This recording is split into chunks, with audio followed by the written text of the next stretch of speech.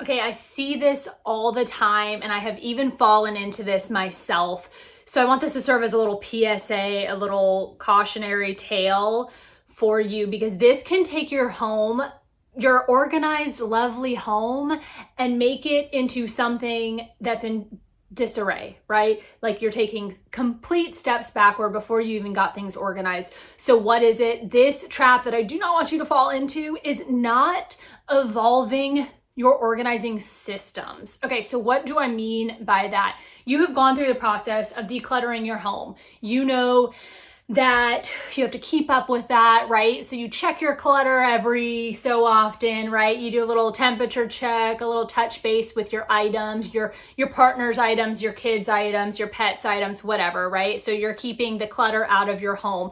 But how often are you checking on those systems that you've made? So you put these systems into place, you decluttered, you kept only what you loved, what you wanted, what you needed.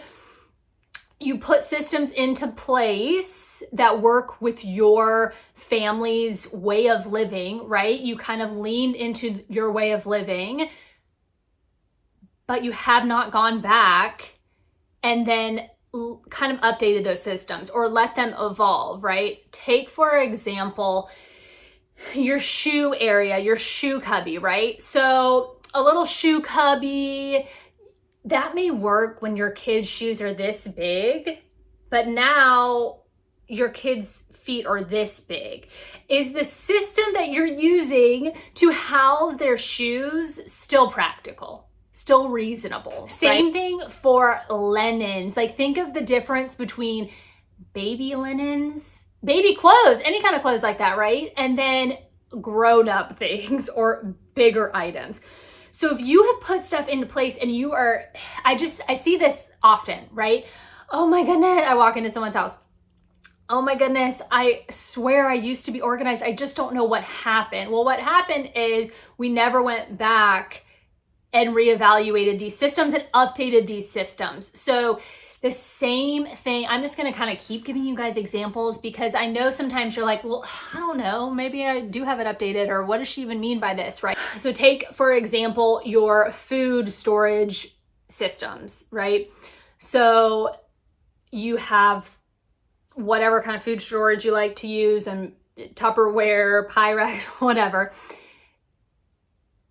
but it's outgrown that space or it's shifted. So if you go from having no kids and your food storage system to having kids, it is going to look different. The difference between like what you use then for lunches and for, then when your kids go to school, if they were at home, then they have to like have things to like leave the house.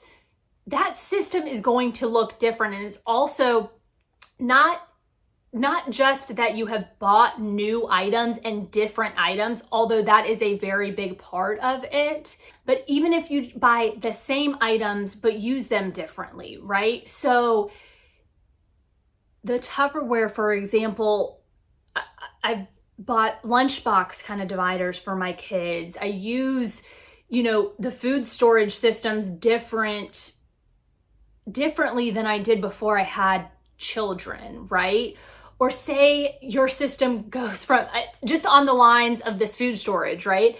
You went from going to an office every day, packing your lunch, maybe you got some bento box type things, to working from home.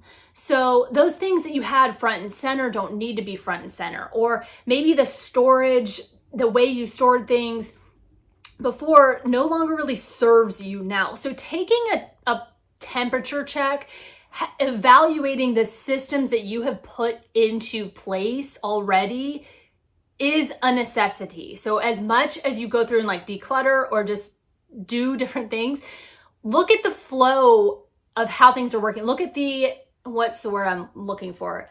The efficiency of your systems. Again, the shoe thing, the Tupperware thing. Clothing is a big one.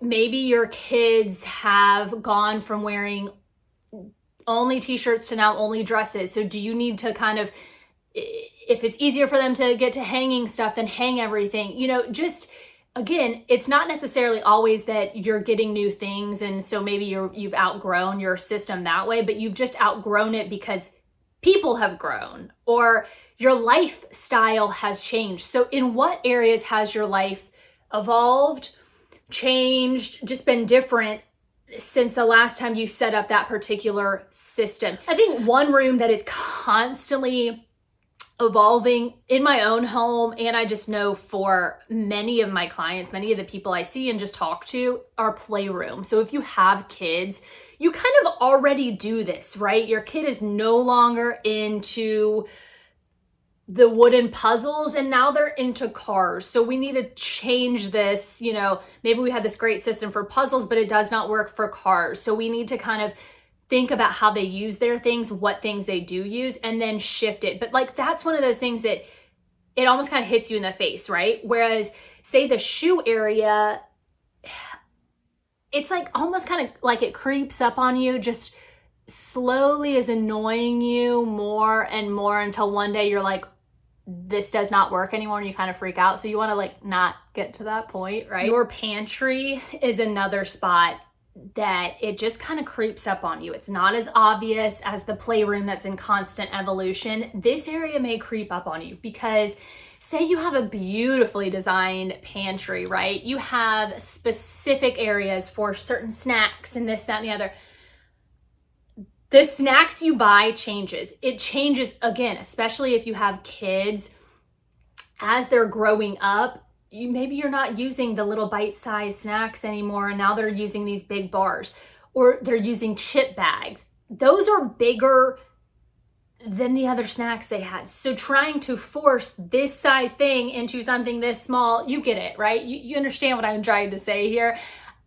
I'm just saying that you may just still be kind of trying to force it instead of taking a step back, doing what you need to do of taking things out and kind of just reorganizing it or repurposing it, like making it functional for you again. And hear me when I say this, I am not saying to go out and buy all new things. I still think a lot of your things can work, but maybe you utilize them in other areas. If the thing in the pantry is too small, can you use it in your fridge for something? Can you use it for something in your bathroom? You know, so I'm very big on using what you have. I don't want anyone to feel like money should never be the factor in getting organized. Like anyone can get organized, and it's not something that only people that want to go out and buy new things can do. Please hear me when I say that. Again, you don't have to have all matching things, you know, organizing supplies to be considered organized. It just needs to be functional for you and your household. That is it, right? That has to not drive you crazy. You have to be able to get to the things you want to get to, find the things easily that you need access to, and that is it. Don't let someone else tell you otherwise, right? So think about those things around your house. And again, if you want me to list some more, I'm happy to do another video, but this just want to get the ball rolling, right? Get your wheels turning as far as like, yeah, that has been annoying me in my house. Or yeah, you're right, I'm kind of forcing this now. You shouldn't have to force anything. It should be kind of smooth sailing. And if it's not, maybe it's time to reassess that. All right, thanks so much for being here. Please don't forget to share, subscribe, all the things. I am Erica Bell. I'm a professional home organizer. If you like content like this, come back each week. Thank you. Talk to you soon.